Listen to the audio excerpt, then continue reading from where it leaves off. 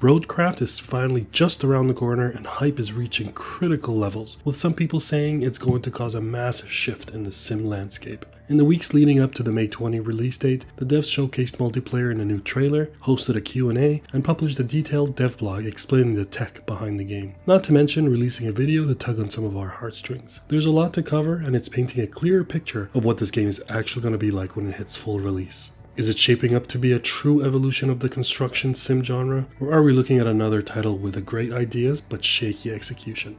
Let's break it down.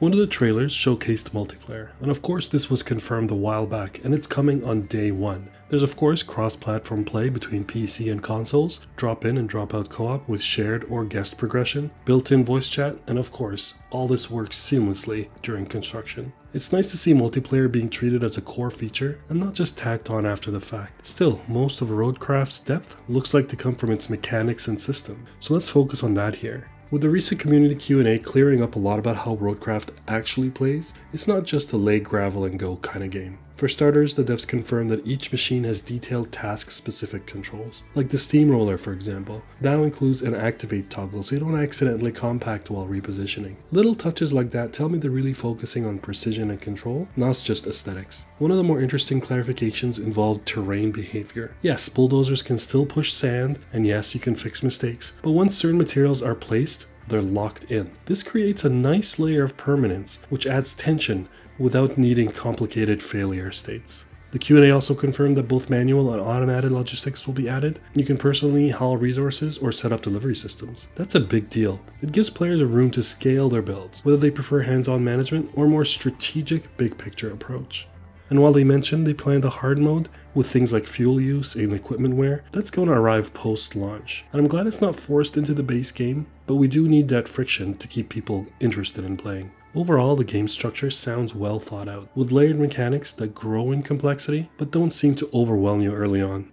Now this is the part that really caught my attention. The dev team put out a blog titled Building the Engine, and it goes deep into the systems that make RoadCraft tick. First off, the terrain engine. It's fully dynamic and physics aware, meaning everything reacts to the material underneath it. You're not just placing textures on a flat grid, you're actually sculpting the terrain, and the game knows the difference between soft dirt and hard stone.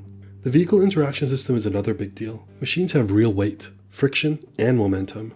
This isn't arcade driving. A fully loaded truck will bog down if you're not careful with grading. The game engine tracks all of this in real time, and yes, it will affect your ability to build efficiently. Of course, inheriting a lot of this from its cousin SnowRunner. What's more impressive is that the whole system is modular. Terrain, weather, audio, vehicle physics, they're all independent systems. This gives the team flexibility for future updates, and what likely means that the game is more moddable too.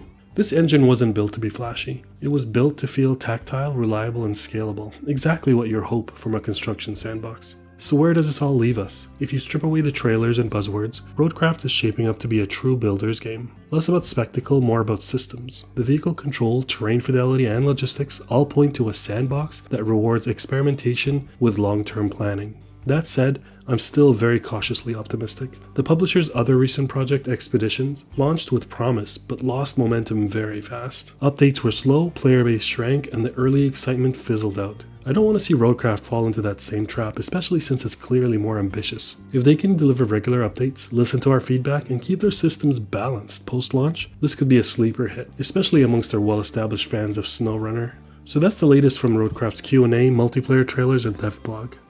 The full release is just around the corner, May 20th, and I'll be covering it right here on the channel. If you're excited or just curious, drop a comment below and let me know. What part of RoadCraft has your attention? Terrain building? Automation maybe? And if you enjoyed this breakdown, give it a thumbs up and subscribe. There's always more videos to watch right now, and remember, always make time for games.